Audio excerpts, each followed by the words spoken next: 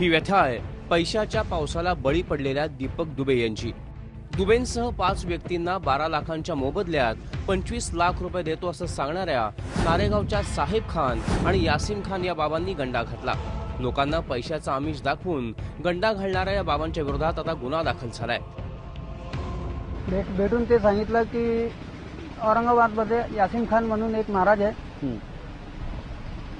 ते तुम्हाला नोटाची बारिश करून दाखवणार। एक खाली रूम मध्ये आम्हाला ते ट्रायल दाखवला, तर आम्ही तिकडे बसले तर तितक्यात पोलीसची गाडी आली।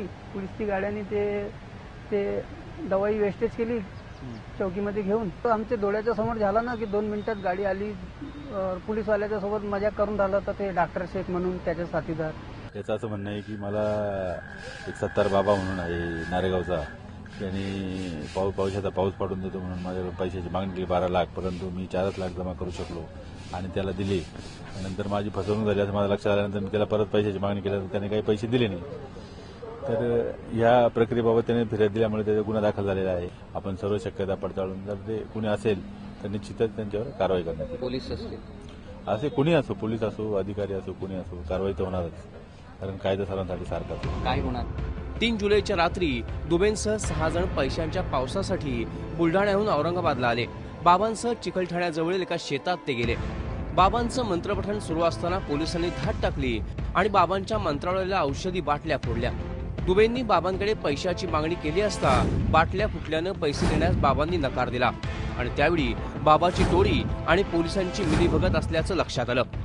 पैशाची बुरळ घालत बाबासोबत लोकांना गंडवणाऱ्या या पोलीस अधिकाऱ्याची लवकरच ओळख परेड घेतली जाणार आहे। बाबा पोलिसांच्या या टोळीनं आतापर्यंत 8 ते 10 लोकांना लाखो रुपयांचा गंडा घातल्याचं समोर येत आहे।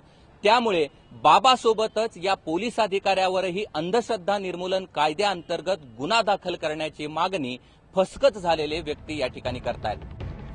भोंदू बाबा हा बॉक्सर बाबा म्हणून ओळखला जातो आणि त्याला औरंगाबाद येथील एका फौजदार आणि 2 पोलिसांनी मदत करत असल्याची माहिती पुढे येते।